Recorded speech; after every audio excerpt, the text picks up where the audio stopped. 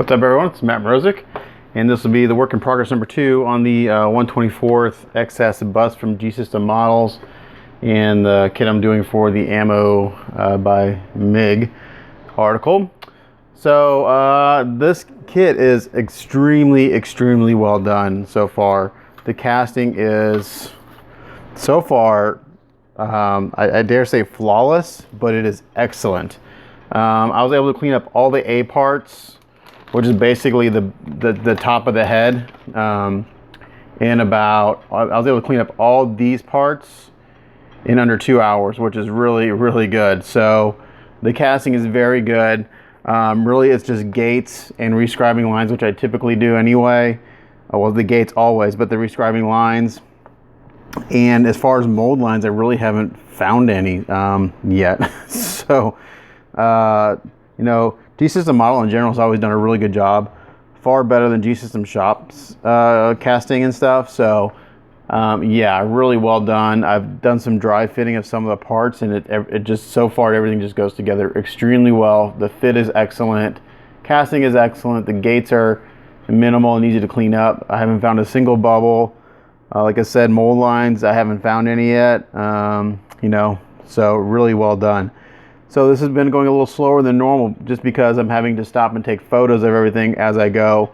You know, I'm trying to think through, you know, how to do stuff. So just to give you an idea of like what I'm covering for the articles, like for the scribing panel lines, I covered photos for scribing with a chisel, one of my favorites, an X-Acto knife, and this little handy guy right here. So like when I write the article, I'll cover rescribing with a chisel. I use this particular tool for doing anything round. So like if I need to rescribe this round detail right here, that's what I use this for, because it's easier. It moves around circular objects easier. And if you don't want to spend the money on a chisel, you can always use the back of an X-Acto knife, which is what I use a lot. On the bigger kit, I tend to go to the chisel, and this is a 0.3. Let me make sure I'm telling you guys that right. For this kit, it's yeah, a 0.3. So it's a decent size. It's probably too big for a master grade, but like for a master grade, probably like a 0.1, something like that, something smaller. But for this kit, it's a perfect size. So I'm covering that. I'm covering how you scribe, and then you can sand and check your work. You know, removing gates using my Sharpie trick, sanding the surface with the 3M sponge. You know, everything I typically do, I'm covering. So yeah, it's moving along really smoothly. So excuse me. I've just started cleaning up the B parts, which again, this kit only has 160 resin pieces. It's not a huge parts count, but for those of you who, you know, haven't seen my tutorials or how-tos, I'll go over cleaning up gates and rescribing panel lines for you real quick. So this shouldn't be, I always say it won't be a long video. It ends up being 20-30 minutes of me talking and rambling on. So that's just how I roll. So just as a reference as far as how good this fits, just kind of, so like for instance, this is the collar part of the kit. This motor goes down in here, and it's a really good fit. I mean, it's like, it just like slides right in, locks in. This part where it actually goes into the base, and this slides up in here. And I mean, it locks in. It is just a really amazing fit. It just goes right in, solid. So as far as this kit goes so far, there's not a whole lot. There's not a lot of pinning. They have a lot of screws. So I don't know if I'll have to cover pinning in this article or not. I'm gonna try to figure a way to do it, because that's a huge part of resin building. But this kit may not have a whole lot of it. So like just for the collar, I mean, those 3 parts they snap together. Now, I have noticed through working on this, they actually have designed this to come apart relatively easy. So like this bottom part is held on with screws. So I think they have this in mind to be able to take apart and do maintenance work on it. Like I mentioned in the past, these rubber bands for belts, they wear out eventually. So if they do, you have to be able to take this whole damn thing apart and get to it. Like, so this one, the belt is buried. It's like in here, you can't even see it. So yeah, I think they've kind of designed this to take apart a little bit. And then like the neck, this part right here, it literally, I mean, I put this on earlier, and it's, well, set it there going. It literally just, it's snug. It's solid. There's no gaps. It's really, really amazingly done. Really impressed with the quality of this kit. So those guys that waited for a long time, I think it's no, I didn't have to wait, but it was worth the wait. They did a good job. So yeah, super, super nice. If you can get this kit and you like the XS, man, I'd grab it. So that was just, I just was kind of dry fitting a few parts together just earlier just to see how it goes, and man, it's nice. Really, really slick. So as I always do in my tutorials, I'll show you how to remove gates. It's fun stuff.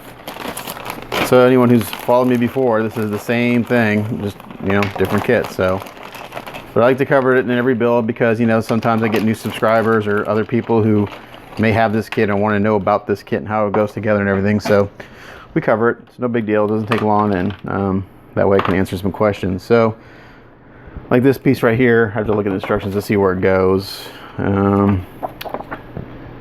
Okay, and some of these won't actually stay on with until you put the magnets in, but like this piece, for example, eventually will go on right here. Okay, that's how that goes on.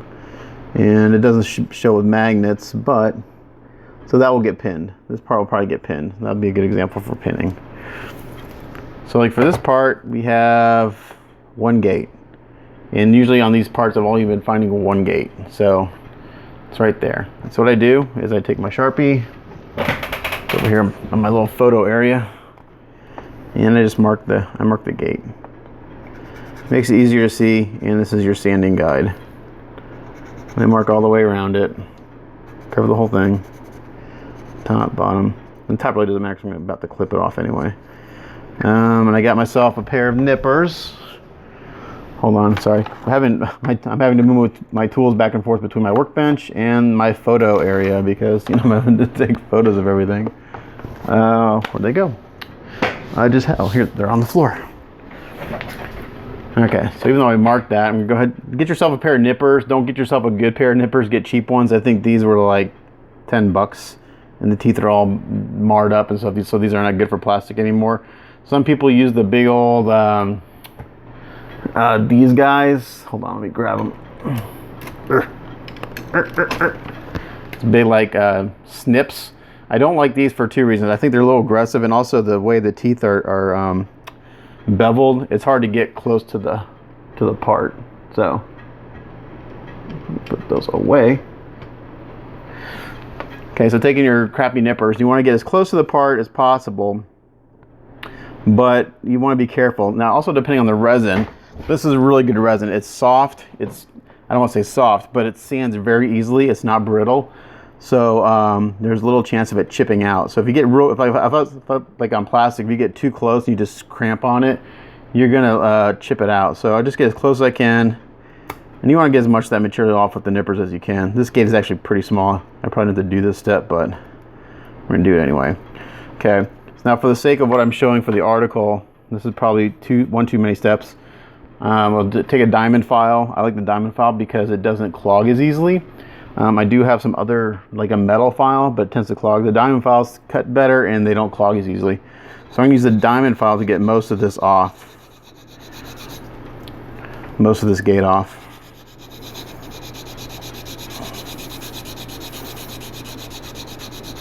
So that's sharp. This is where the Sharpie comes into play. And you want to wipe away the dust every once in a while. So the Sharpie is nice because what it does, it creates red resin dust. So the red dust settles into areas like the crevices and stuff. So that's as far as I'm going to go with the diamond file. It's already starting to get pretty low. I've started to use pre-made sanding sticks again. I used to make my own, but I found these from Stevens International. These are really, really good. They last a hell of a long time, way longer than like the Squadron ones do. And I think these are like $2.50 a piece. They're a little pricey, but they work extremely well. They're cheaper than Squadron. They work better. So I got a 180 stick here, and I'm just gonna, again, I'm doing real light. I'm not putting any pressure. I'm gonna use this to get, again, just take that down some more. You want to be careful you don't sand a round. You want to make sure you stay flat.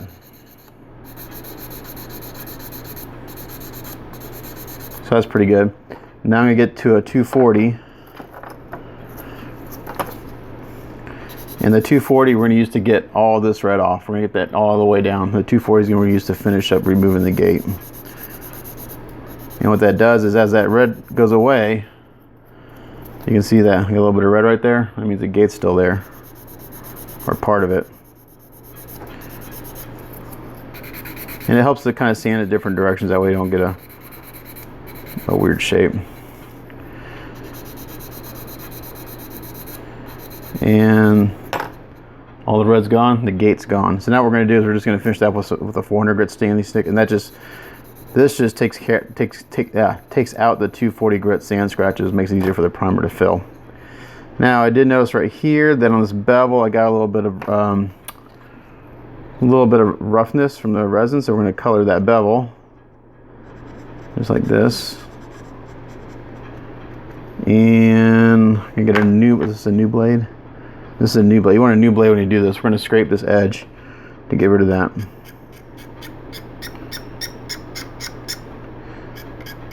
Again, just real light. Sharpie acts as your guide. When you're done, you should have like basically a rectangle of Sharpie.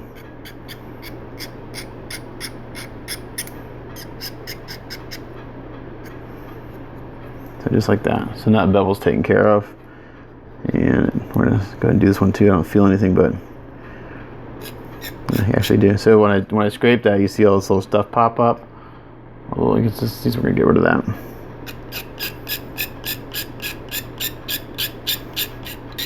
Yeah, I'm not putting a lot of pressure. We're letting the blade do all the work.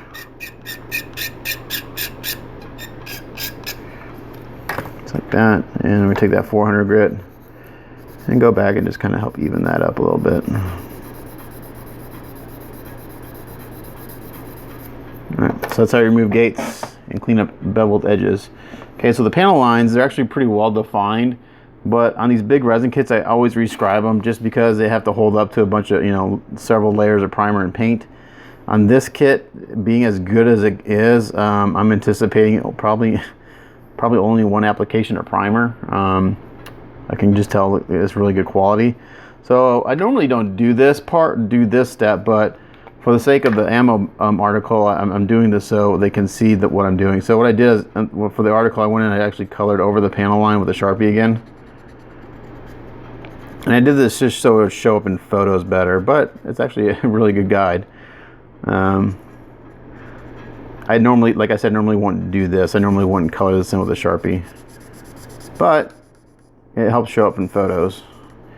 And then you just take your 0.3 chisel, and if you don't know how a chisel works with scribing, you don't push it, you actually pull it. You use the back side of this, see how it's angled? You use that bottom side of the chisel, so you're pulling it, you're dragging it across the line. And I'm barely putting any pressure, I'm letting the chisel do the work. And actually, this actually works pretty well because I can actually see better the panel line and if it's straight and everything. So I may start doing this too. I may start coloring in the panel line before I scribe it because it does help see your progress. And also it just helps when you take a photo, it looks really sharp. So then from there you can just sand that down. Now I did notice a little, oh no, it's a panel line. So normally what I would do is I would just take this, since I can see these really well, and I would just take this and I would just lightly scribe it without using the Sharpie. Just like this.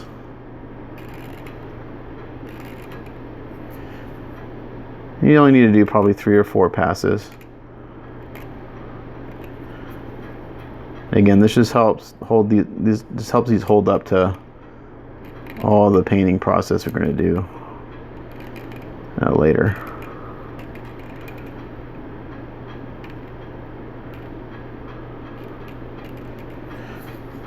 Okay, so I just go around and do the whole thing just like this, and go slow. You don't want to put a lot of pressure on the chisel.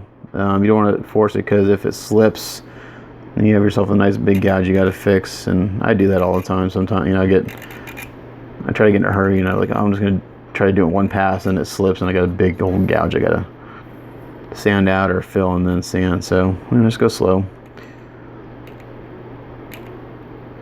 It's faster to do this than it is to try to do it once and have to fix something. So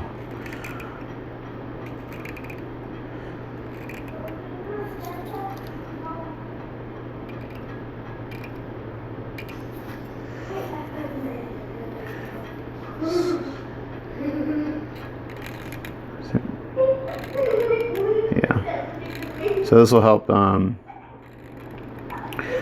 Is what this does is it helps it stand up with all the painting stuff. So later when you do your panel lines, it'll accept your panel wash or your indie ink much better. Sometimes, the last one I did actually went too deep. I went too deep and I had a hard time getting the ink into the line. So yeah, sometimes I go a little overboard with the rescribing. So 3 or 4 passes and you're good. I don't have, let me see if I do. Okay, so if you use an X-Acto blade, you don't want to use a new blade. You want to use an old blade, and you can even break the tip off a little bit. You don't want a sharp blade. So this is actually an older blade. Now this will be, you can actually determine the side of your panel line depending on how sharp the point is and if you break the tip off. If you break the tip off, you kind of have like a 0.2 roughly chisel size.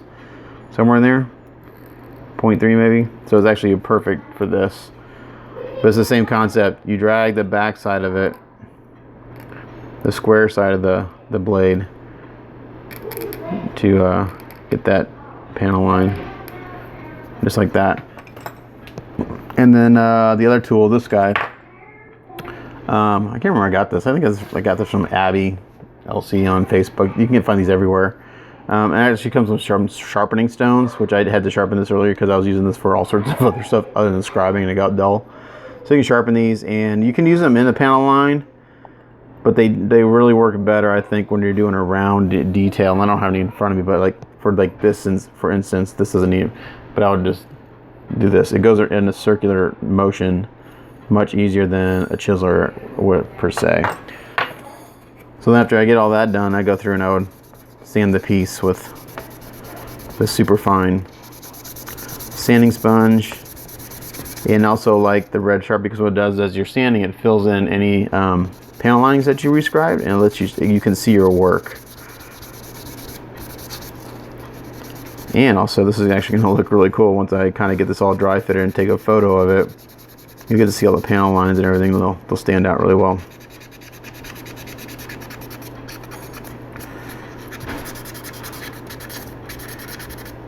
But I always give these kits a light sanding with the super fine sanding sponge.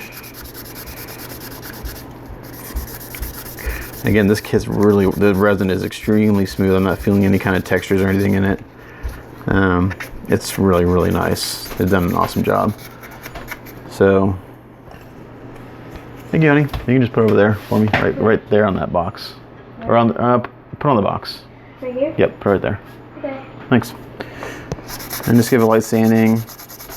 It's hard to get in here with all these details, but I just give it a real quick once over with the sponge.